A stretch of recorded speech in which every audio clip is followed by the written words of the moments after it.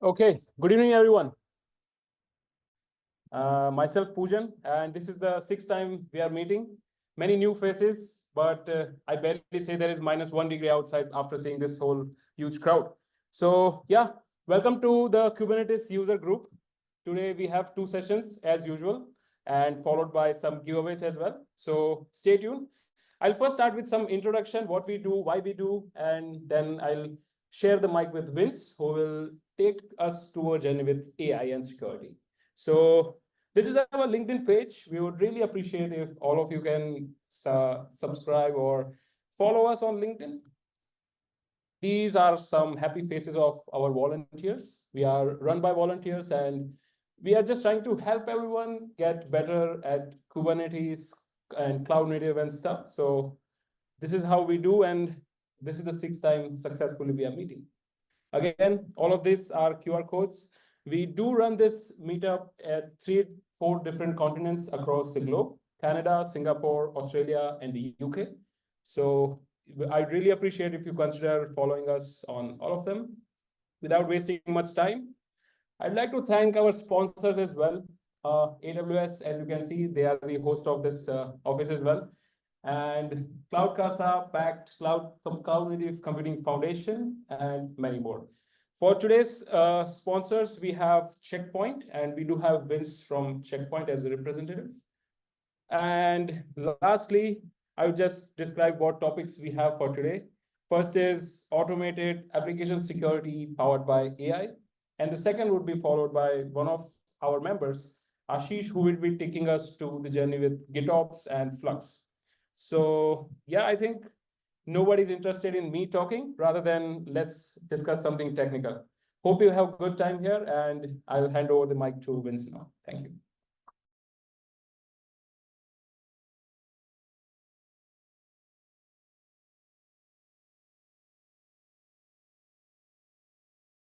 Yes. Need to change screens here.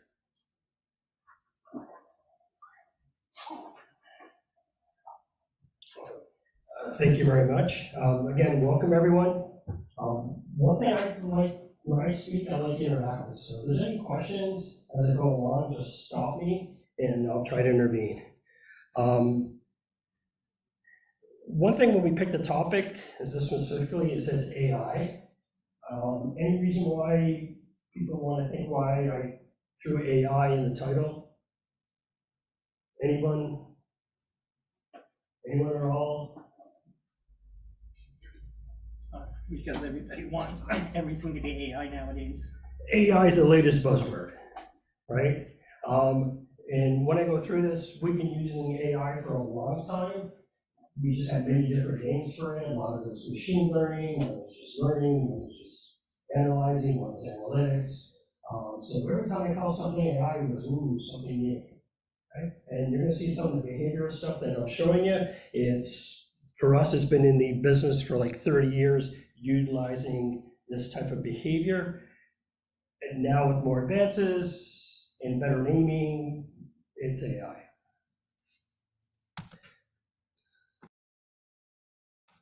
Trying to move this forward. Okay. One of my talks is going to be a lot about security.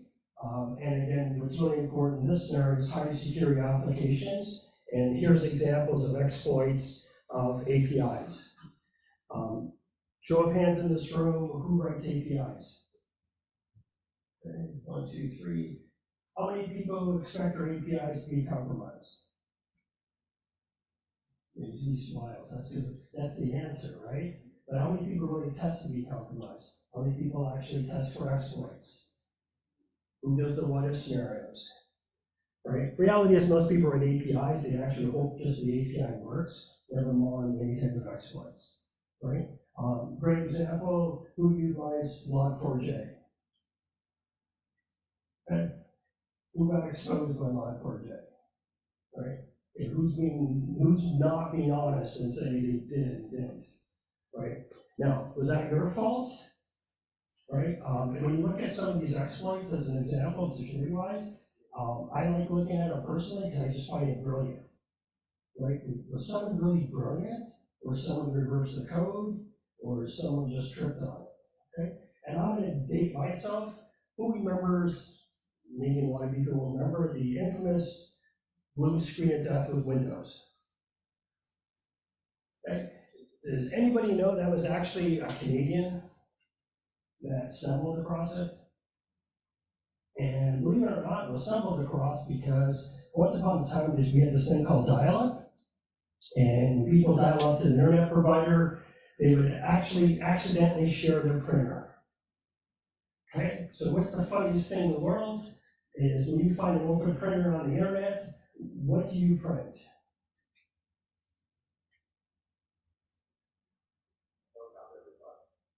Well, close, close, just turn around the other side, and that's what usually send millions of copies on someone's, right? Printer setting. Sorry? The printer setting. Well, The test page. you just send in some picture that some person would want on their printer. And the one guy said, oh, it's really cool. I'm gonna write a program that actually scans to see if there's any open printer ports on people's PC, and I'm gonna send an email telling them to shut it. Realizing that we wrote his code, that he was actually poking certain ports, and the machine went blue. And he didn't understand what he was doing until he realized that he was actually scanning the office and rebooted all the machines. Right, so like, was that intentional? Not at first, right? So again, just talking about APIs. A little bit about myself. So I've been in the industry for 30 plus years. I'm head now of our engineering group at Checkpoint Canada. For Checkpoint 2.5 years. You look at myself, got 9 US patents to my name, and 4 IETF drafts, and really weird diverse things from click fraud to subscriber management, DHCP authentication. My biggest background is networking protocols.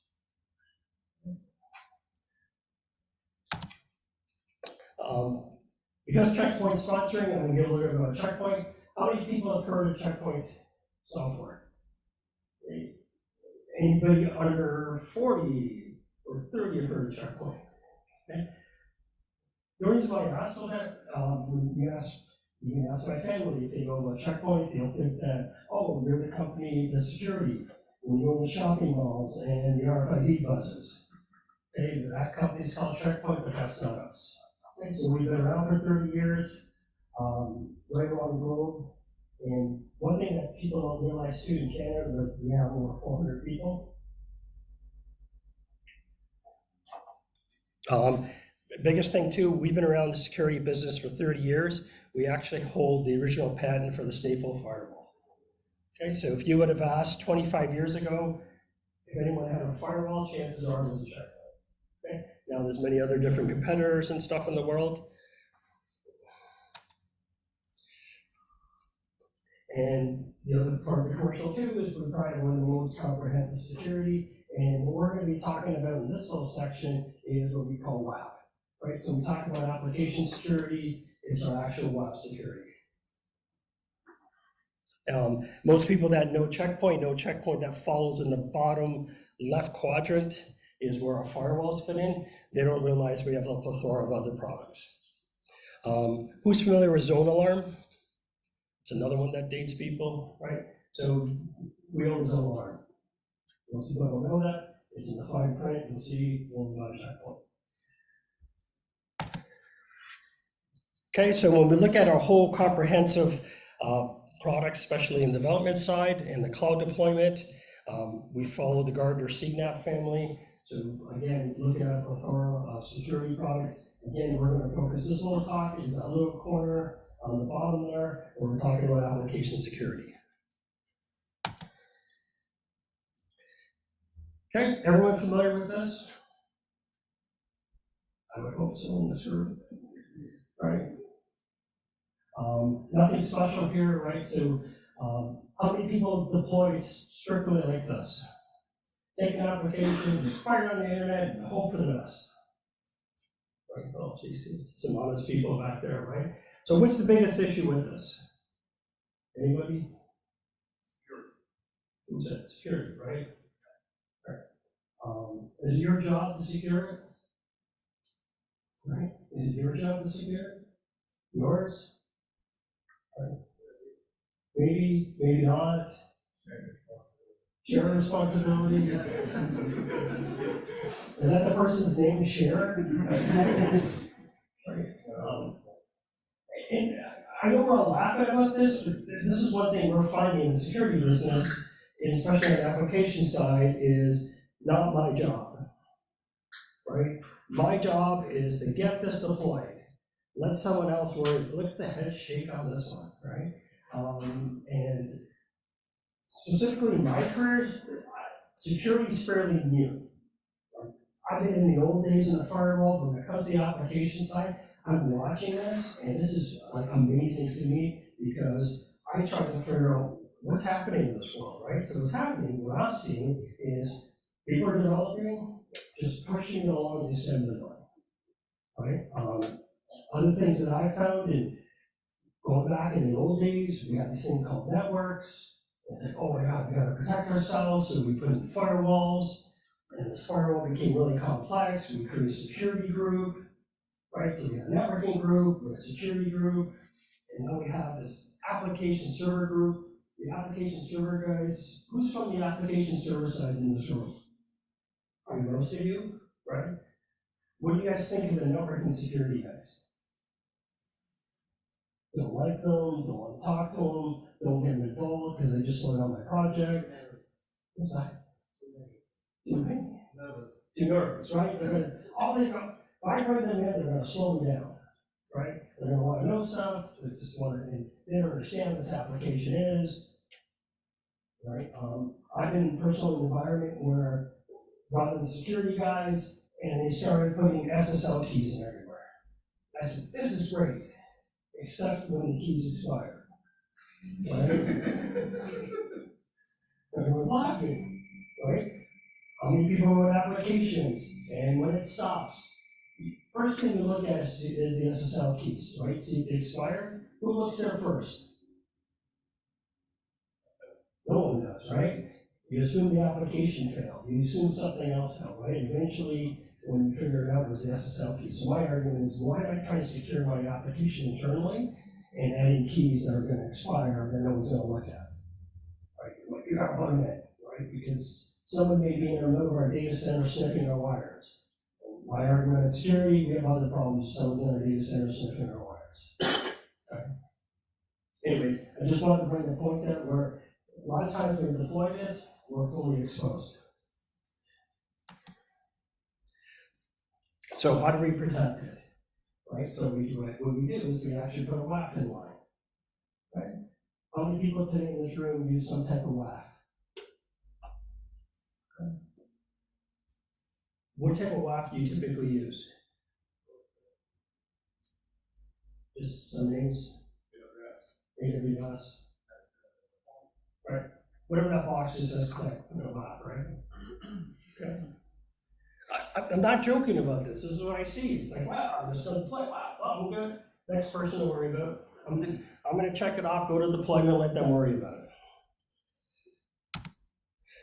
Okay, so what's the problem with the first generation WAFs? Again, so where's a WAF, right? So WAF is just an application firewall, right? So if you look at a traditional firewall, this is an application bus, so we look a little further within the application. What's the problem with the first generation WAFs? So we look at them, they're really reactive, they're signature based. Does everybody know what signatures are? I love using the analogy of the old disk scanning software, right? We look for antivirus, right? It's just going through files and doing comparison, and if it finds something nasty, it tells you. Well, that's the same perimeter stuff. Right? And the biggest issue with a lot of this stuff is the vulnerability window, the cost of maintaining it, and it wasn't really designed for a lot of APIs and bots. So this is a little bit of WAF, so just like in standard security, is that we get a vulnerability, right? So how long does it take for an actual known vulnerability to get patched? Anybody want to guess? So I just told everybody, everyone has a vulnerability, and everybody has to patch everything. How long do you guys typically take to patch it? Anybody want to guess? Okay, you gotta remember, I tell you, this is important, everyone's gotta patch it, right? So, it's about a month. Right, so you're vulnerable for a month. So once the signature's done, people understand what the vulnerability is. I'm a questionable actor. I take that same exploit, I tweak a little bit, because I know exactly what I'm doing. And what becomes initially 1 month is now weeks, and the next variation is now days. Right, so if you're using old traditional type of methods of WAP, basically matching patterns, you can see you're going to be very vulnerable very quickly and very often.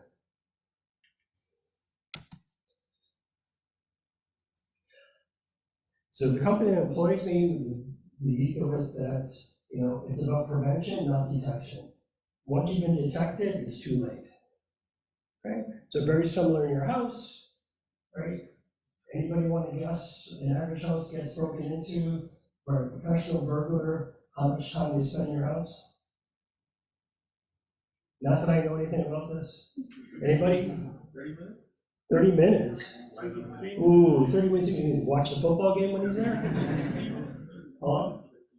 3 minutes. 3 minutes, right? So the professional, now alarm's going off, guess who that scares? Right, that just scares your average amateur person that doesn't know what he's doing. Anyone that really knows what they're doing will actually alarm will go off. He will not care. He'll walk through. He knows exactly where you kept that stuff. Right, because everybody keeps the stuff in the same place, grabs it and leaves. And very similar to cybersecurity, right? Is that by the time you detect it, it's too late. Right? Just another random fact, right? So when you see someone has some ransomware, and you see something in the news, and they're holding this customer ransom, how long do you think they've been in their network? A day, a week, 2 hours, month, months, months. Isn't that interesting? Months. So the question is, what did he think in months? And you don't know, right? So again, this is the point again, is the prevention's more important.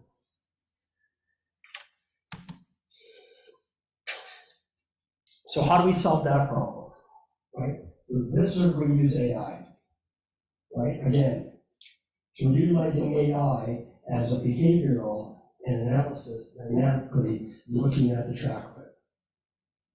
You don't take pictures, I can give you these slides. Really good notes. Yeah. Okay, so again, we're just using a standard ingress controller. Everybody knows what an ingress controller is here? Right? Right, ingress controller, we're going to plug into there, and we're going to analyze the traffic and secure it that way.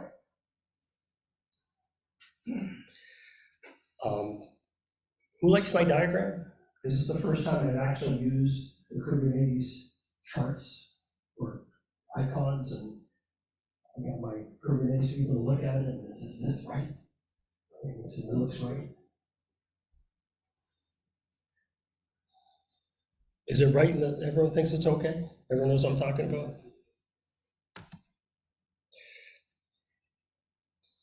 So again, what drives it, and what's some of the advantages, is that when you use something like this, where do we get our intelligence from? And again, we have over 40 plus AI cyber detection engines.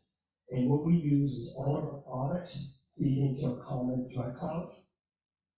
And our threat cloud, this is where we get intentions. And again, we pull it all in, and we can push out that information.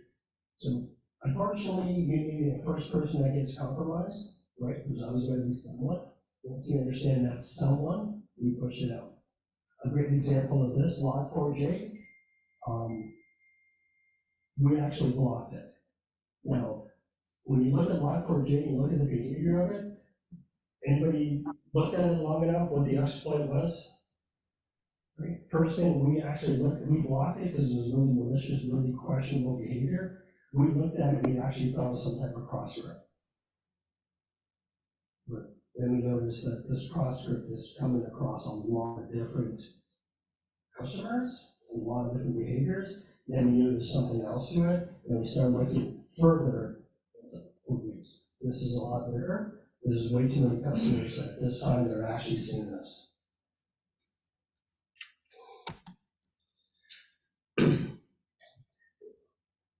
So the part that attaches the ingress controller, our AppSec, we actually have two versions of it. We have an open AppSec that everyone has access to. You can go to the site today, you can sign up, you can start trying it. And we actually have a paid version, but that paid version too, again, everyone in this room can actually sign up and actually try it and have access to it, and that's what I'm going to demonstrate today. So what makes it so unique? Again, part of the user group, I like sharing information because this is the stuff that I find really cool, because how do I get scalability, right? And so we actually have a 2-pass system, right? So again, we used supervised machine learning AI models that we train normal behavior, and there's different ways we actually train normal behavior. We will actually walk you through, and we have some, it's quite childish and funny at the same time. We walk you through a school, right? So you run your first set of sessions, so you're in kindergarten, we move up in grades, and then we actually graduation. But in those models, when we actually look at packets, it's the same thing, right? So we're actually learning at them, learning the behavior. What are the things that we look at? We look at the source IP, we look at the user agent. Is there anything abnormal in that behavior? Is it some script kiddie trying to buy some sneakers? Is it just someone trying to exploit from you? And I find this fascinating because, again, some of my past too, when I was doing click fraud, when I was working at click fraud, I was analyzing behavior to actually improve on ads. And I saw some really questionable things. It's like, how did this person click on 5 ads and didn't look at any of the traffic? He did not click anywhere on the website, right? So again, this is a type of analysis. So again, we have the first packet that comes in. Does it meet this criteria? If it does, we pass it on to the server so we know that this user is good. If we think it's questionable, right there at that point, we block it. If we think, we're not really sure, but we think there's something to this, right? So we pass it on to a little deeper process. This is what we call our second phase, where we do a lot more machine learning on it and get that behavior. And if it's good, we pass it. If not, we block it. Okay, it's just some cool method. Again, this is how log4j was actually detected. So what's the advantage of the next generation WAPs? Again, it's preemptive protection. There's no manually tuning. There's no manual updates. We minimize the false positives. Really easy to deploy. And again, there's a lot of AI machine learning behind it. Okay, again, what I was talking about is prevention. So we tried to preempt the attacks, right? And you can see them on the log reports. What I was telling you, we have different versions. Here's the open AppSec and the different type of environments. These are different type of ingress controllers that you may not use. And the demonstration I'm going to show you, this is actually running on my laptop. Okay. And this is our paid version, what we call our AppSec. Again, we have different type of environments. You can do it in the virtual clouds itself. You can run it directly on Nginx. And again, you can utilize Kubernetes to deploy it. Okay, you simply go to our portal, checkpoint.com. You can sign in. Everyone on here can get their free account, and you have access to everything that's on our portal for trial. Most of it, I should say, for 30 days for most of the stuff. So again, when you get into the development tools, you can try our posture management, you can do a workload, you can do our code scanning. Okay, in this particular one, we're going to actually pick the application security. Right, again, you just follow the prompts, right? So it's a simple Kubernetes cluster. Create your template, and here we decide, because we're just deploying it, we're going to put a learn and detect, right? When we do the actual workload protection itself, we can do and prevent. just follow the prompts through, and then we basically just, just copy and paste the Helm charts for deployment. And what we're actually passing is what we're going to pull, as well as there's an authentication key that's there. Okay, so then we just look at our charts and we look to see if we've been exposed or not. And again, what have we prevented? So in this example, you can see we prevented almost 36,000 attempts. Okay, and then we can drill down and we can actually see the type of events that we protected against. In the demo I'm going to show you right now, again, this is on my laptop. It's Windows system for Linux 2, not 1. It's running Docker, running Kind. Anybody do anything or Juice Shop and security-wise? So Juice Shop is just basically a web server that's set up. It's a Juice Shop, you can buy things, and it just teaches you how to exploit it. I'm just utilizing that as an actual host that I'm going to attack, and I'm just going to show you how the exploits pop up. Okay, again, Windows controller is in Mgmt, and we have our nano agent running with it. Okay, just a simple question here. How many namespaces are we running? You can read the diagram. Spent a lot of time drawing this, so it can actually give me an answer. 2. 2. Why do you think I need 2? Internal protection. Right, but why? Why can't I run this under one namespace? This is not a trick question. This is really understanding how Kubernetes works and how ingress controllers work. Anybody think? Anybody ever have 2 different processes that communicate with each other? Well, yeah, but I had like there's a front end and back end microservice communicating to each other through an API.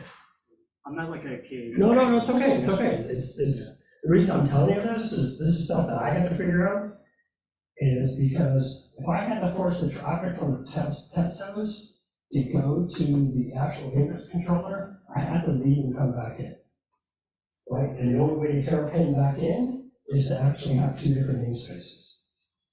Okay? Because if I did not, it would go directly to the host and bypass the ingress controller. And if I bypass the ingress controller, what else did I bypass? Right? So, one thing, just standard networking and understanding where flows are, it's really important, especially when it comes to security. Right? Because, again, a lot of people would deploy this, and they would just literally bypass the front end ingress controller, because that guy would just loop directly to it.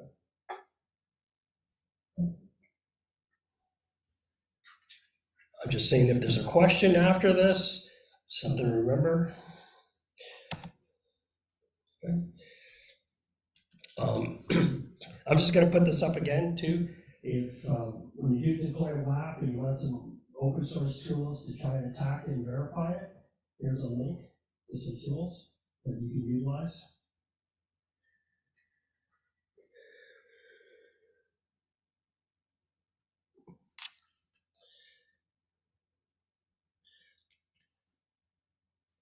Okay, so here's our website. Let's see if I can get my URL on top. Okay. Okay, so we can see at the top, right, I'm going to show you the code in a second, but remember we have is an actual Juice Shop up and running on the laptop, and you can go in and you can buy things. Right? The primary tool for this is actually, again, is teaching people how to secure and how to hack to prevent. Right? So if you want to actually, there's things here, again, if you go through any of these tools, they'll teach you how to actually do some scripting and show you how to prevent it. Right? In this scenario, it's just something that I'm using to attack it.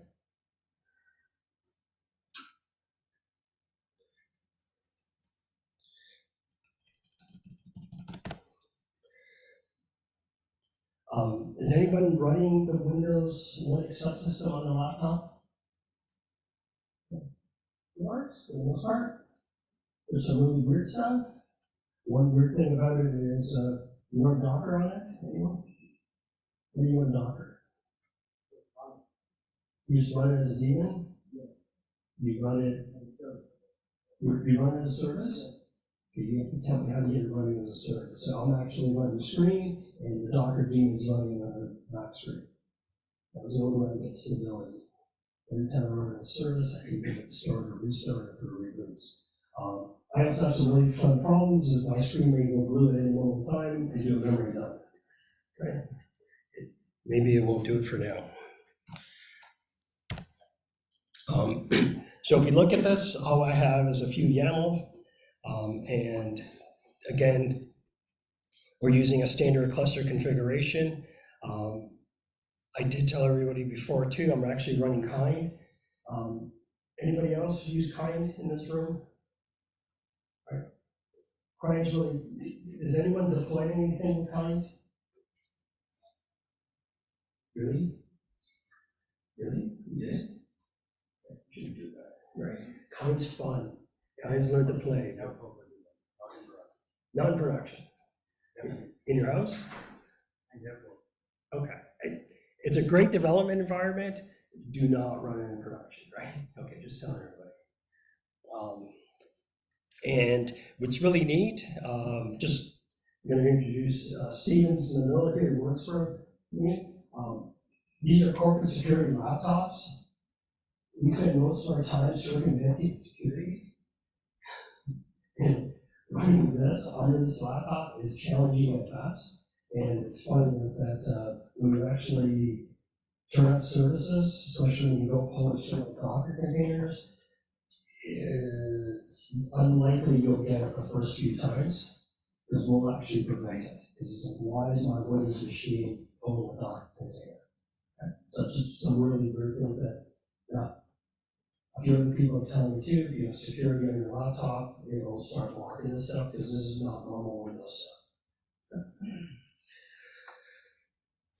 Okay, so when we bring it up, we just standard Kubernetes, we apply. So in this scenario, mine are up and running, so we first apply the actual ingress controller, then we can actually start the AppSec that actually talks to the ingress controller, and then I bring up the juice house, and then I actually bring up the test house in its own name space.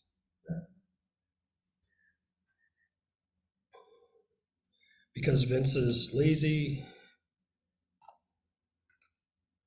right? So we're going to actually create, so I get very, very cryptic when I actually create test tools. So TR good stands for, create traffic, that's good.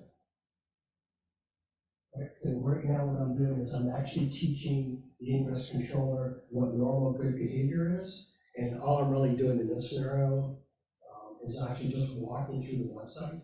Right, so just crawling through it. And I'll just crawl through a good number of times to get the behavior. Right, so that's creating good traffic.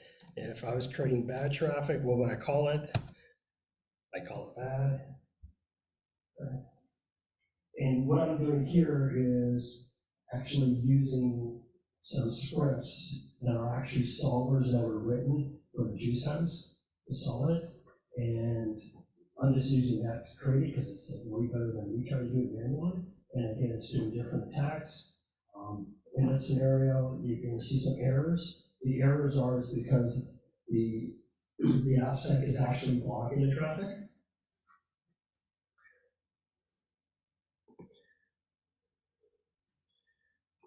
Okay, so let's go look at it.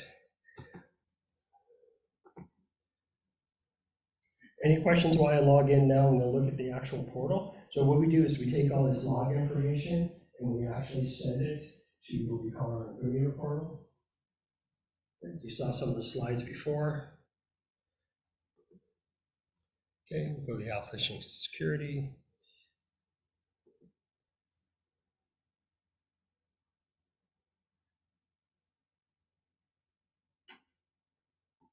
Okay, we're going to 7, we're going to the last hour. Okay, so you see in the last hour, just so we're not making this stuff up, right? We prevented 20 of them. So on these 20s, what did we prevent?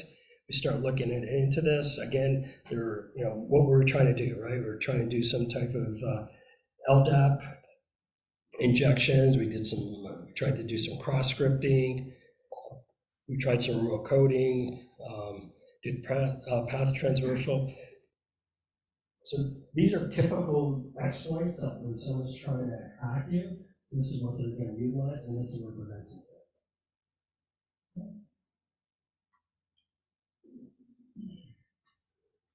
Any questions? Anybody want to see anything deeper here? Everyone's just memorized. Is this screen from the paid version or the open source version? This is the paid version. The open source is very similar, but again, everyone that wants to have access to this can actually get access to it and run a trial for 30 days. Okay? So you can, if 30 days are up, you can actually just delete it, create it again, you get another 30 days out of it. Sorry? No. You can download it all.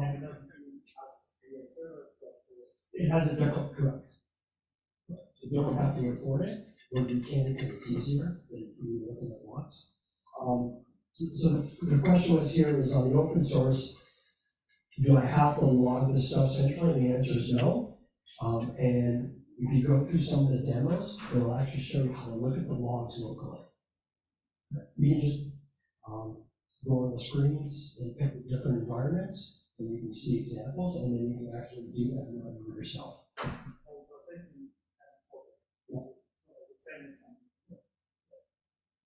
You don't have to. We're all lazy and we don't do it, so this really I think is essential.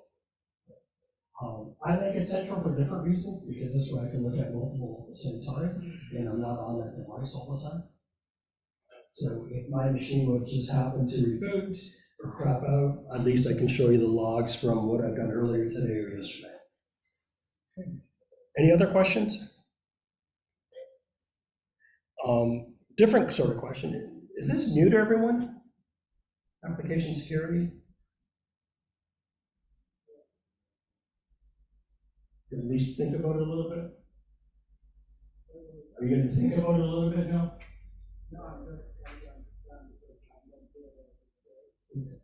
So, really cool about this is, I was telling someone similar, is learning security on applications, you're worth a lot more as an individual.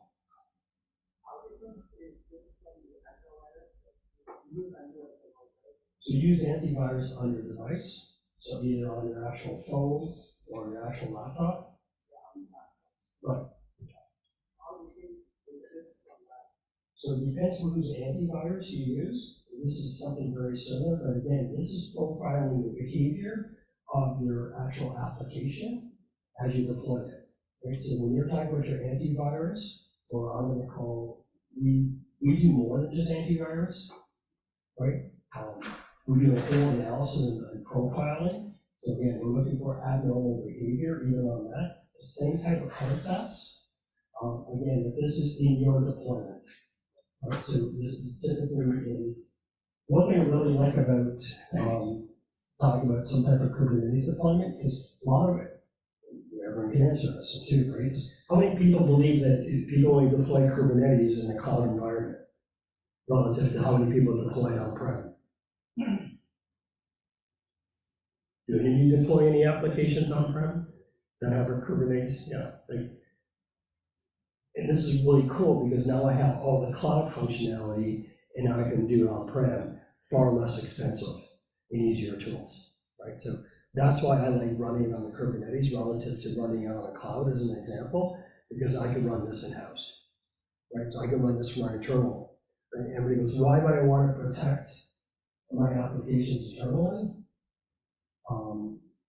I would argue that if I was an actual school, right, I'm going to compromise someone's PC first, and I'm going to use your PC to attack something internal. Right? So this is an example of why you protect your applications internally. There's a whole bunch of other stuff around zero trust, and let's say if this person was trusted, and his machine was compromised, I still want to protect my applications with some type of exploit.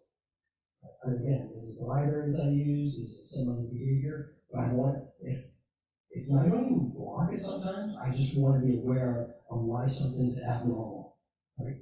Why is Johnny scanning every IP device in our office? And we fired Johnny 2 years ago, right? So this is the kind of stuff that you see.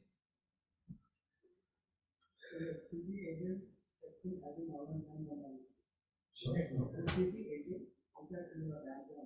Yes. In the ingress controller. Just on the controller.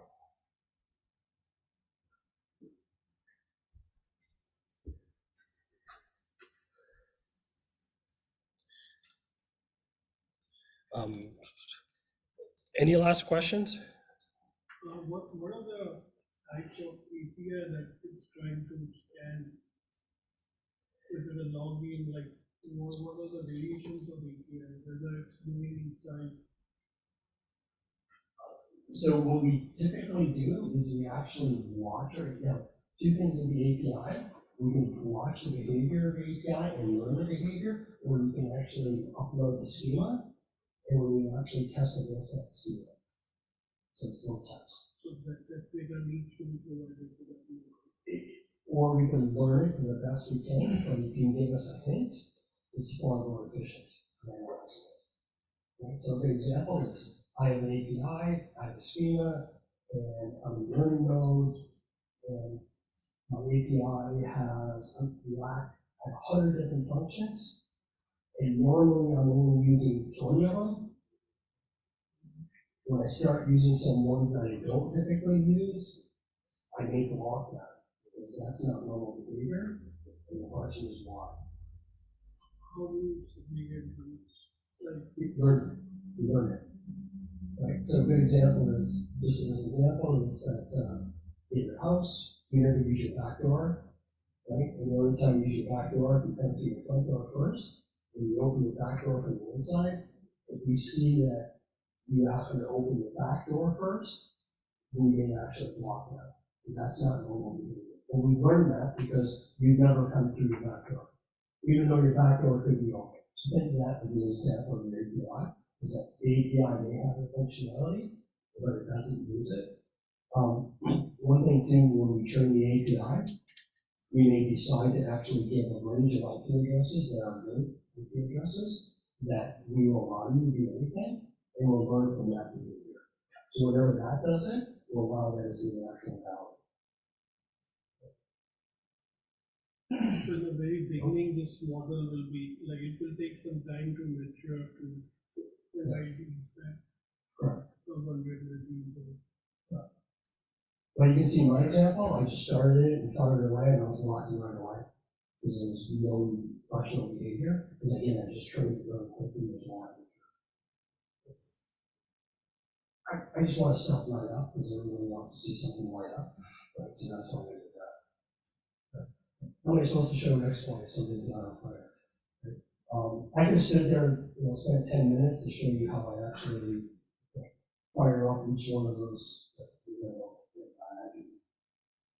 So I just want to show you how it looks like when you set the bell on. You have a question? Yeah. So, if you have the cluster running in the cloud, I get it if you have it on-prem and you added, The offset, yeah. Yeah, the internet. But if you have it in the cloud compared to what the cloud provides, the WAPs they provide, the default, you want to touch that a little bit. Yeah. So one example is again is you're applying some type of, I'm going to call it ingress controller, right? So it may be an Mgmt, and we'll plug into that. Right. I get it, the plug in the next, but how do you compare this over than just using the cloud's default one? Yeah. So what our advantages and what we claim our advantages over anything else is theirs is more static. We have a lot more endpoints that feed into our threat cloud that actually block faster. Due to the learning model. Yeah.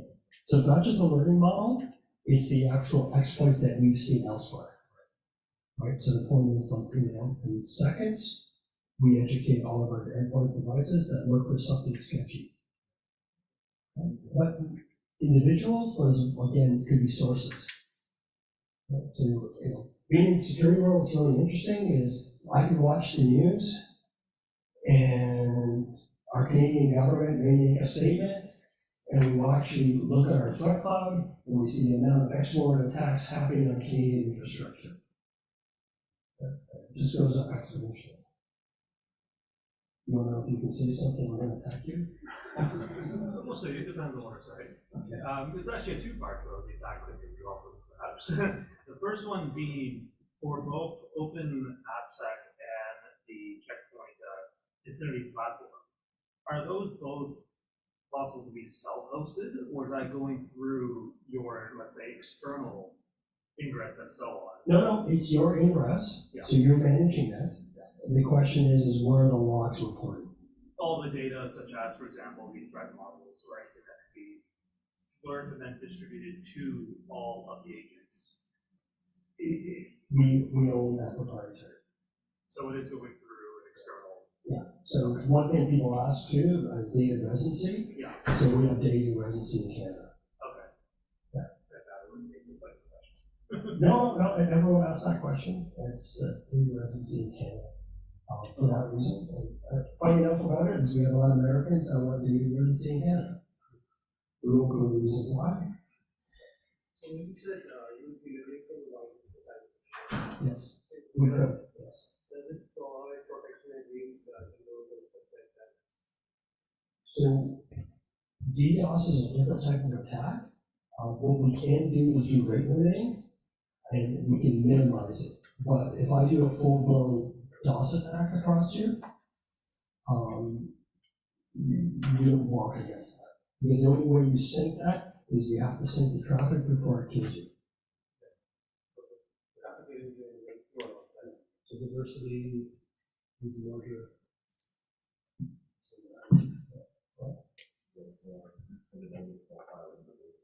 Yes.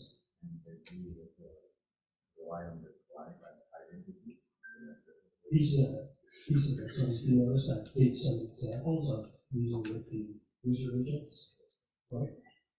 Great example. I'm running a sneaker sale, and these are all hypothetical. And what I'm going to do is, I'm a really cool kid, and I'm going to actually pay for my university by buying and selling sneakers. So I'm going to actually write a script, right? And what I'm going to be doing is, chances are my whole script, I'm coming from the same user agent. Okay, and some of the timestamps in there are actually synchronized with the script ID. I'm using the same one, and I look at that and say, that guy came too often, too many times. It's likely that he's like use a script. Yeah. So that's an example.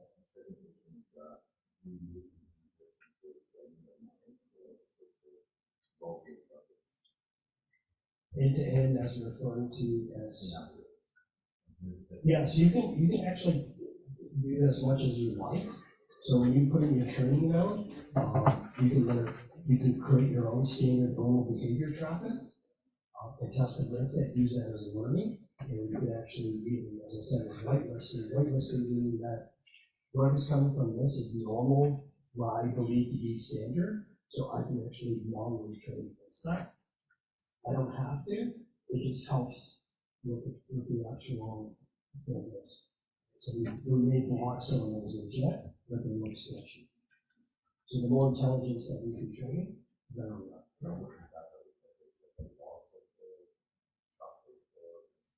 We'll actually log what we believe looks sketchy. Right? So when we're in learning mode, we can actually tell you what we think is sketchy and still let it through.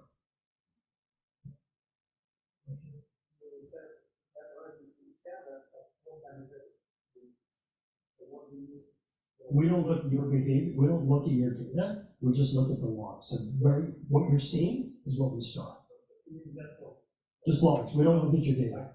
I could run You could run, you could run whatever sketchy site you want, and we don't know what it is. Yes, the open source. Any other questions? Maybe later a bit. Yeah, no, I'm trying to close up. Okay, I'll be around, so if you have any questions. I just have one question. How about after? After. The access to the slides and. This demo will be recorded. We will post a YouTube link as well as we will share the slides with the YouTube link. As well as my email is out there, so if you guys want to send any questions to me, I'm more than welcome. On Meetup page, his LinkedIn link also there, so you can approach him in case someone has. And again, I'm hanging out later, so if you guys have any questions or want to learn more, life and security, more than willing to share that. All right, thank you.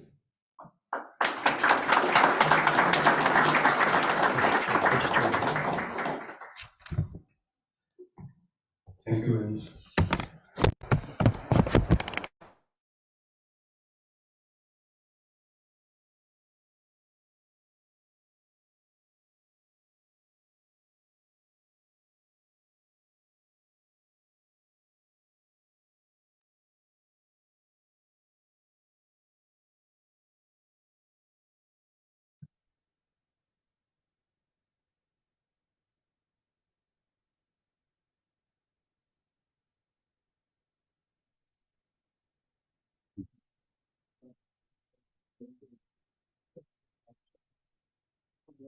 Hi. How many of you are using Flux or any other deployment tool to deploy things in Kubernetes? Are you guys using Flux or someone else? Something else? Flux open source. Argo? Which tool? Argo or Flux? Okay, Argo CD. I have less experience with Argo CD, but yeah, today the plan is to share with Flux like how the GitOps helps.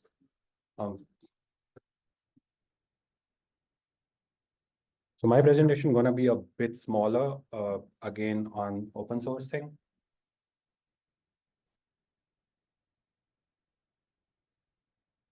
I'm a DevOps guy. I'm also co-organizer of this meetup, so you will see me around if you guys choose to come here. So moving on, like what's my agenda is GitOps, how GitOps works, why Flux, what are the features, how Flux works inside, like what's its architecture about, where it differentiates with the respect to the common deployment pipelines. I'm gonna cover that. And maybe if demo works, we're gonna have a demo in the end. I think GitOps, everybody knows, or at least it's a buzzword right now in cloud DevOps industry. What is GitOps? So we have GitHub or Git. So it's kind of like a main repository, or you can say single source of truth, where everything lies, your code, your configurations, everything.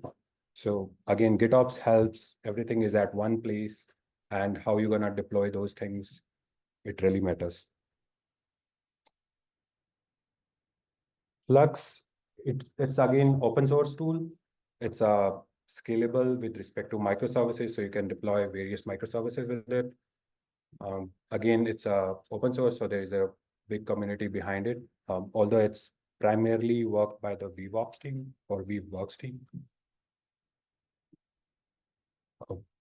Again, some of the features, it helps you build automated deployments. Again, all the configurations are in declarative format, which basically says you can save everything in GitHub or any of your code commit, whatever Git version you are using. It also facilitates in rollbacks. And again, it helps you in doing multi-environment support. So basically you can deploy in multiple clusters, you can restrict it to multiple namespaces. How you wanna sync the tool, it depends on how you configure it out.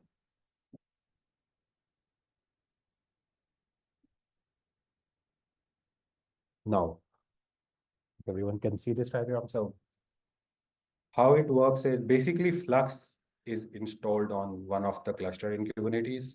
So you can see the bigger box, it's a Flux. How it works is a person, which is the kind of a darker one, how it works is like he installed Flux using CRDs. CRD is like custom resource definitions of Kubernetes.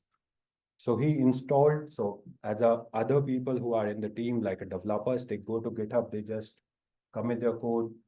With respect to webhook, Flux knows there is something committed and it fetches it. So this is kind of a workflow.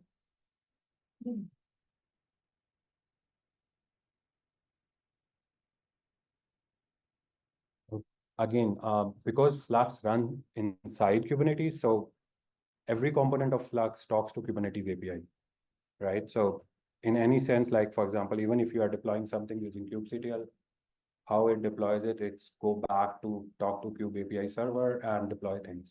Similarly, Flux do that in an automated manner. So Flux, I'm talking about Flux version 2. So if someone is using Flux version V, but which works very differently, so it's the latest release from Flux side. So again, it has main 6 components. So when you install it, default, it does not install the first 2 components, which is like on the right side ones, image automation and image reflector. I'll cover what these components do. So source controller, basically this component takes care of the source. Usually we have Git or GitHub, code commit, Azure repos, whatever you have. You can define it here. You can put credentials and you can use it. Other than that, it can use S3 buckets. It can use so many other resources like Azure storage accounts, Google Cloud storage accounts. The next component is customize controller. So anyone friendlier about customize? What is it?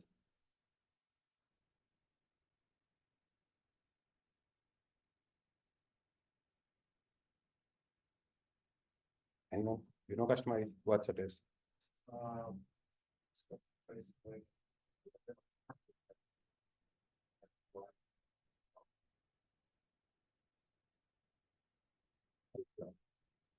So Helm chart as well as customize is 2 separate things.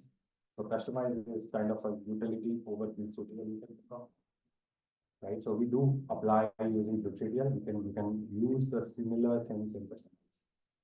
But Helm is completely a different package manager, which is kind of a templating one.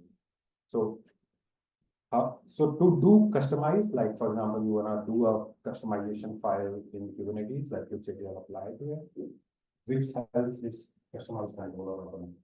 When you wanna do a Helm charting, Helm controller applies it.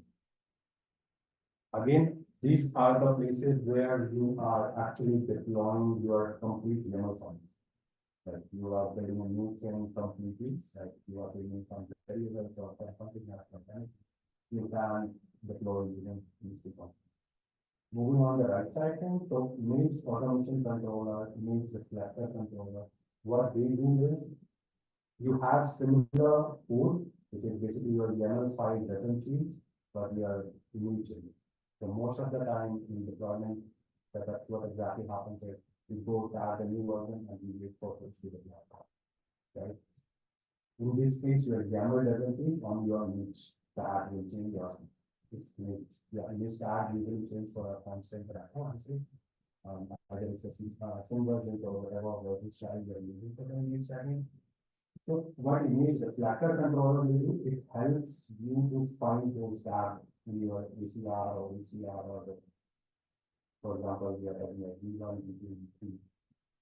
Reflector will find out and image automation, so you can actually influx, you can have a kind of a code place, so it will auto change this is submit a new version. So for example, if you updated just the Docker image tags in your repository, which is sent there, it will auto update that image, it will not be anything. Right, and then the last one is notification controller, which is a bit different. So notification controller helps you or gives you the details of notifications. Like you can send emails, you can send. There are different areas, so Slack, Telegram. There are different component works. So this is a way of I'll say DevOps versus GitOps. So how this works is.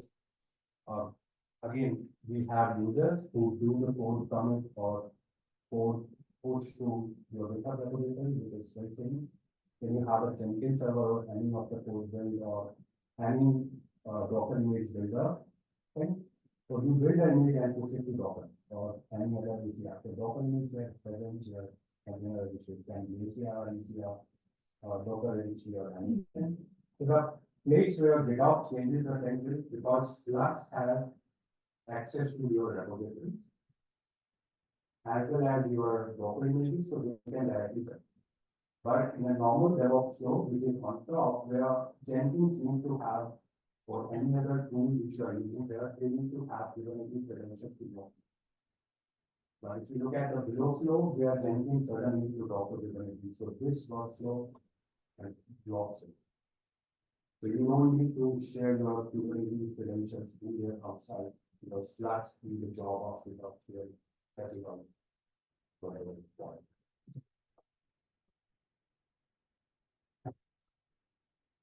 Okay, now demo. Let me see if it works. I have not practiced it much enough.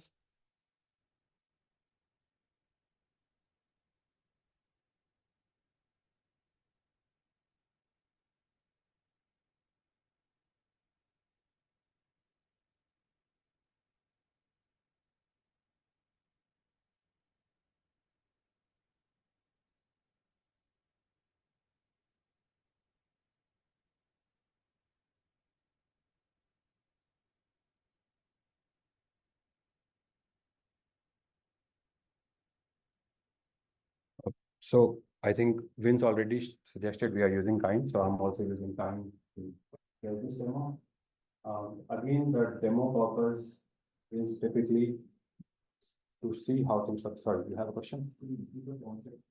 Absolutely. I'll try.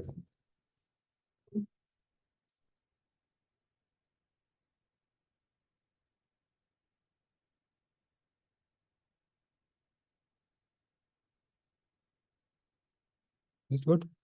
Visible. Okay. So I'm running a Kind cluster locally.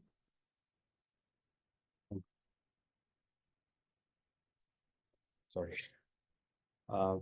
Again, it's a control plane working with Kubernetes. I think most of you guys are aware about it. So again, I don't have anything here.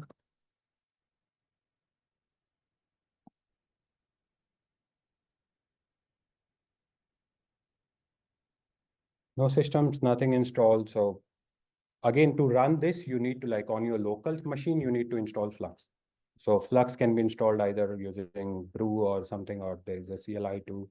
So Flux CLI helps you interact with Flux, and obviously Flux interacts with Kubernetes in that. So when I do a Flux get all, you see it doesn't show anything. So there is nothing right now. What I'm gonna do is I already created some code in my notes.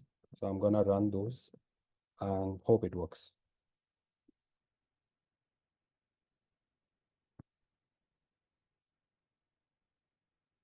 So I'm just trying to create. So what this code will do in the bottom is, so Flux bootstrap is a command where you install Flux in a cluster. It's a pretty simple command. What I'm doing here is I have my Git username. I'm saying something like a repo name, KD demo. I'm creating it as a personal repo. So to run this, I need to put my GitHub token, which is a path token in this. I'm not showing it for security purposes, but yeah, so you can think of GitHub token is there. And with this command, you can see everything is going on. And now the customization, which we were talking earlier, is syncing. So it will take a while to reconcile. Once it's reconciled, or once it will be there, we will, like this command, if it runs successfully, it means your repo is created, all the files required are added.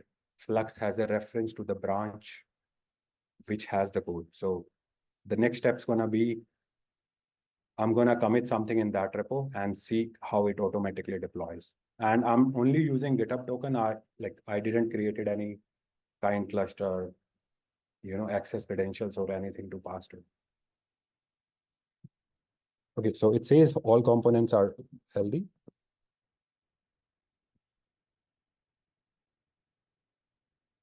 So you can see it's automatically synced the repository.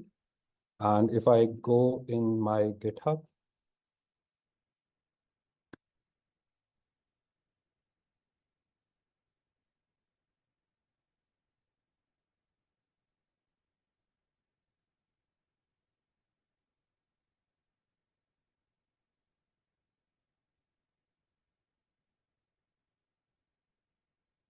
you will see this repository is automatically created.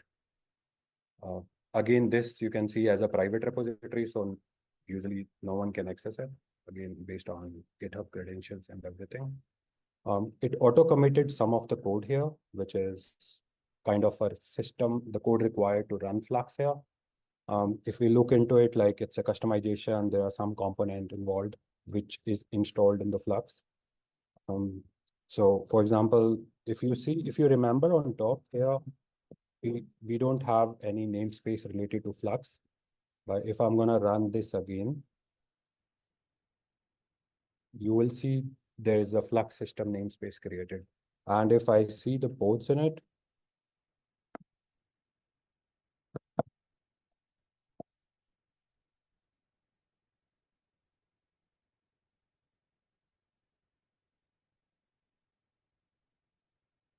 so there are these components involved. So the controller, which I was talking about, it deploys Helm, it deploys customize, it deploys notification, it deploys source controller. So the rest, image automation and image reflector, you can choose to deploy, or you may not need to deploy it, because this suffice a first demo here. So what I'm gonna do is I'm gonna clone the repository back.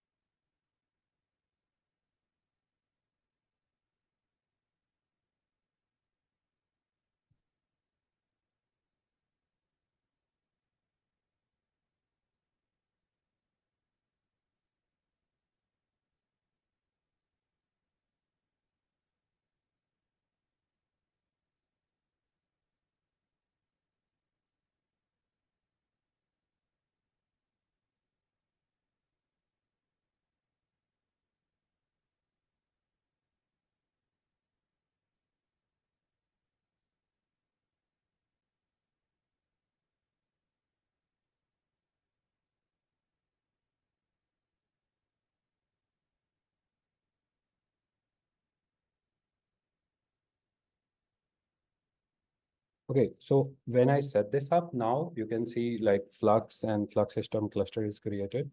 So what I'm gonna do next is I'm gonna create some files here, which is pretty simple files if you are in Kubernetes space. So I'm at this level now in the repo. So if you guys have used Helm, it's a simple command to create a complete Helm chart. It will create a kind of a default or a dummy Nginx chart for me. And again, we can see this in repositories, right? Again, if you want to sync Helm charts are synced in Flux using Helm release, right? So we need to define Helm release. So it's a additional CRD component which you need to define. I'm gonna cover that too.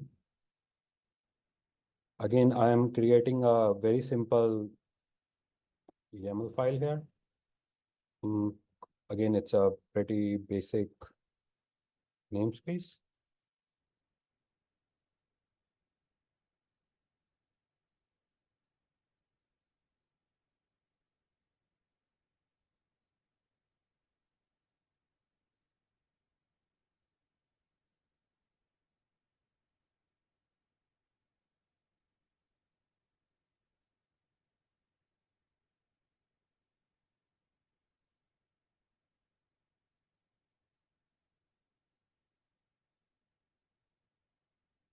You can see this. So this is the component I'm talking about. So Helm release. This is Flux component, custom Flux component. How it helps is it will give you a namespace, like which namespace you are deploying. So I created the same namespace here. If you look at K8S demo, which does not exist right now. Again, I'm creating a release. I'm deploying the Helm version, like Helm chart, which is here, and Nginx, which I created here. So what I'm gonna do is, again, a pretty simple git status.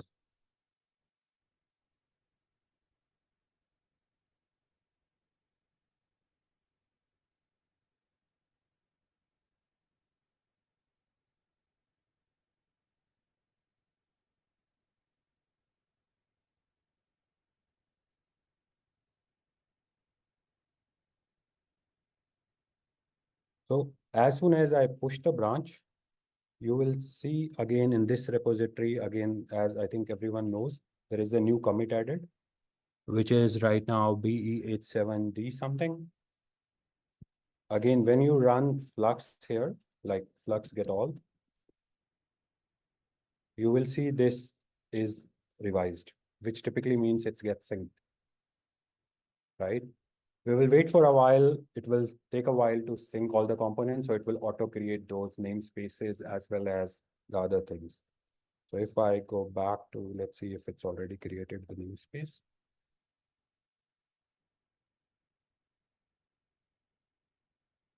Not yet, it will create in a while. So still I want to cover in the meanwhile this suspended thing. So automatically Flux syncs the complete branch, right, in specific namespace. So if you look at the Helm chart, so there is one flag called target namespace. So which namespace you are deploying.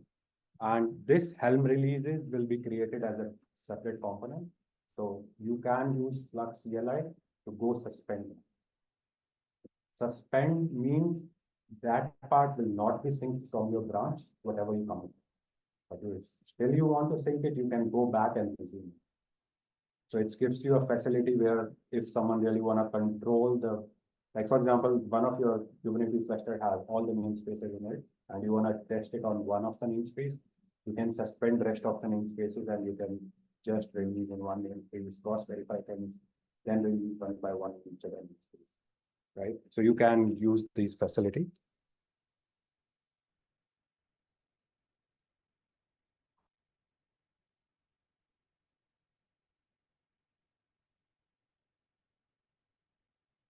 So right now, it's I think it's syncing behind the system. It will take some time to work on it. You can easily see this is already revised, like it's already pulled. No, not yet, right? Yeah, it's already pulled the latest version, but it will sync all behind the scenes and everything will work. Yes, please. The example, you have to create a repo in Flux. Yes. How do you do the sync with an existing? So you can sync with existing repo. Again, Bootstrap works like idempotent command. So whatever changes, you are not having it as long as you have proper permissions to add files in your token, the GitHub token you've placed. So you need to add permission because it creates these 3 sync files, which I was covering earlier. This folder basically, the path is given by me. So this folder, when it creates, it works. Oh, I think I created it a wrong place. That's why it's not working. Let me move those files out.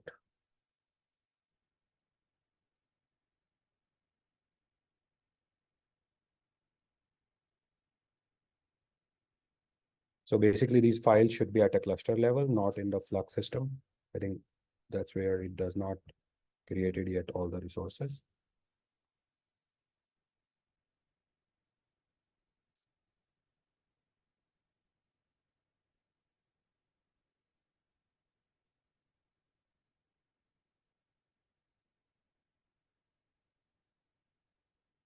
Okay, now 606. So we will see once it's synced. Again, there are multiple commands in the CLI. So for example, now you can see it does not sync, right? Although there is a time parameter, I think it's 5 minutes by default. But if you really want to sync it faster, you can actually run Flux reconcile command. Again, because there are different components, you can choose what component you want to sync. It's an independent task.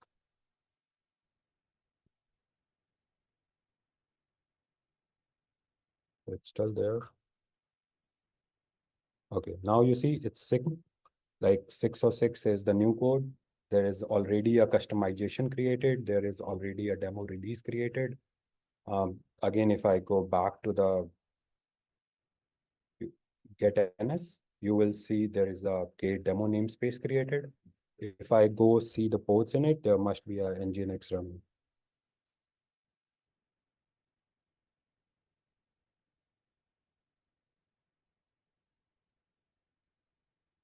So I didn't pass any credentials.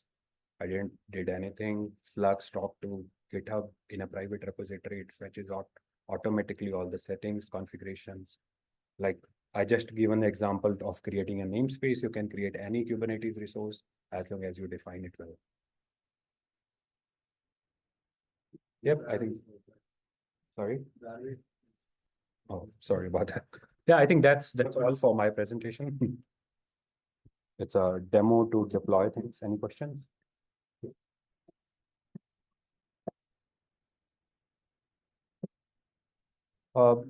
There are two places. I love CLI actually. So there are two places. There is a one by vWorks. I am not really sure how good it is, but there is one dashboard thing there, and there is one plugin I think with VS Code too. Go ahead. Sure, go ahead. And one of the challenges I faced was the managers where I am environment variable, which the communicator was but when Argo was thinking it, obviously the environment variables were not replaced with the original environment that could be there. So I was wondering in Flux, if you are communicating managers with some variables, then it just deploy. Is there an opportunity that we switch the variables with their actual value? So again, all the variable thing in Flux gonna work based on values file in Helm. So you can actually put any values here and replace it wherever you want. Because it works both ways. So customization basically help in a straight YAML file, whatever you configured, kind of a fix things. But Helm controller comes in the play where you are having variables things. So for example, this default chart also, I think, have some of the variables or like helper files, and all the deployment you will see it's all variabilized. Like these values are mapped. So anything you can replace anywhere. Any more questions? No more questions. Sorry, go ahead. So,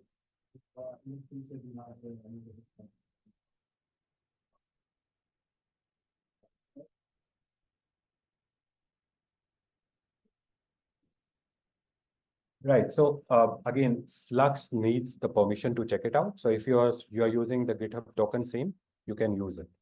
How it syncs now, it's like a beautiful part here in customization. Sorry, in good. So you can see here, this is my repository. And I'm created it as a Git repository. So when you go inside Flux, if you do a Flux get all like we were doing earlier, it gives you the Git repository. So again, it's a YAML component. If you really want to separate it out with respect to different repositories, you can actually pull as many as you want. Okay. Any more questions? I'm here. You can post me, shoot me a message on LinkedIn. I think this is the time we go for a quiz. So we have some prizes. Sorry, you want to say something? In the slide, you mentioned that rollback is effortless. How is that different? Sorry, rollback is effortless. Yeah, so this YAML file, if you see, so again, it's a part of the YAML file where you can define rollback. Like for example, if this rollback will happen if my component doesn't run for 20. So 20 minutes if my code is not getting started, it will auto roll back to the previous level. That's how it works. So it's again based on some flags and configuration of this file. So you might need to do that. So it's also easy like to get previous version. Yes. Again, it's based on secrets. You will see there are all the deployments happen. Yeah, Pujan. Thank you guys. Thank you very much.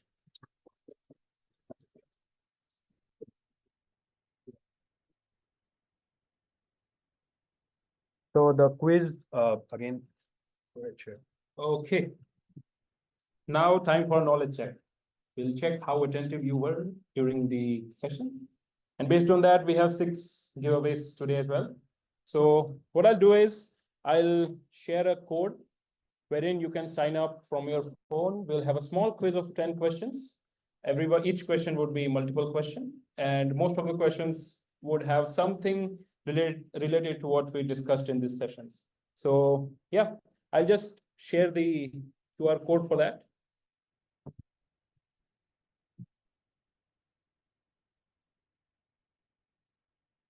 Okay, I'm starting the first question from now. Which command you use to install Flux in GitOps way? Flux resume, Flux bootstrap, Flux install, Flux create.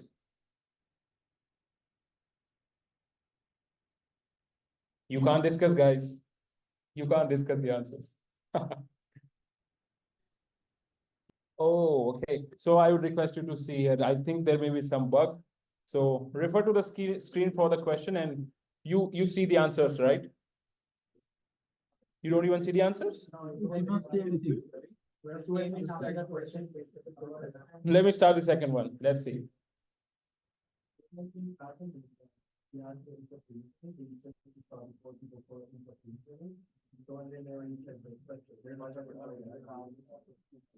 Okay, everyone, I think, missed the first one, so we might not count it. What command we should use in Flux to stop sync in help release? Flux resume HR, Flux stop sync HR, Flux suspend HR, Flux break HR. It's done. Most of them are right. Yes, of course, 25 seconds. You need to be quick. You can't get 1 hour for this. Come on. Okay, the third one. What is the controller name to sync YML files in with K8S? Helm, customize, image automation, and notification. Then we'll go with the fourth one. Which resource does not provide direct integration with notification controller? Slack, Discord, Signal, email.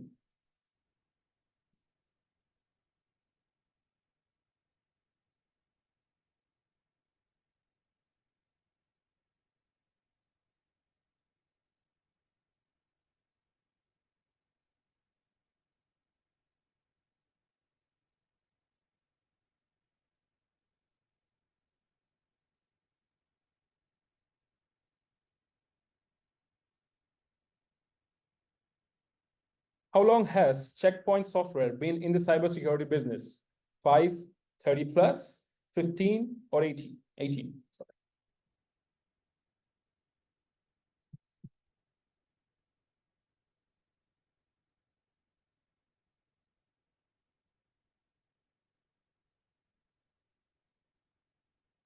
Okay, most of them are right. Excellent.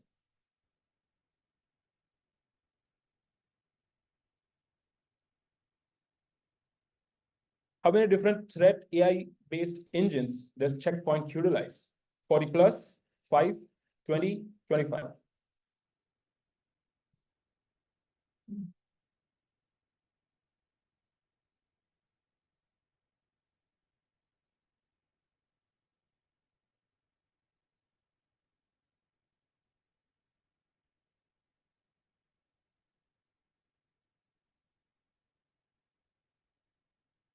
Checkpoint supports an open source based web application gateway. What's it called? Open Web, F5, Open AppSec, or Cloudflare?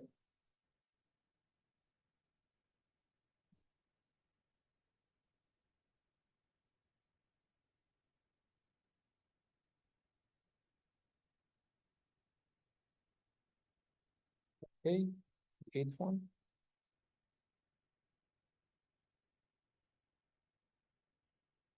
Which underlying technologies was the demo based on? WSL2, Ubuntu, Docker, K8S, and Kind, and so on. Just read it on your own. I'm not going to read it.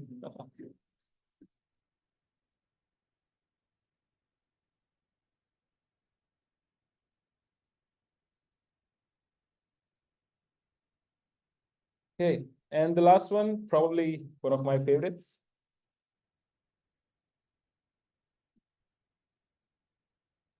What is more important than security when developing and deploying services? Stability, open source, your own job. And D, nothing. Security is the most important. So,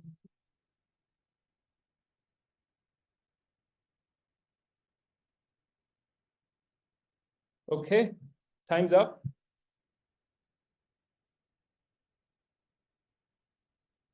let me present the leaderboard. Okay, so the top 6, I would like to congratulate the 6 from the leaderboard. We have 3 ebooks, hard copy books from Pact, and 3 subscription for Code Cloud. You'll get 6 months of exclusive subscription from Code Cloud, wherein you can learn and enhance your skills in cloud native. So yeah, I would like to invite all of the 6 winners to come here. Just give your name and email addresses, and first verify that these are you. You can't just randomly come here. Okay. Thank you so much, everyone, for joining. I hope you had a good time here, and signing off. Goodbye.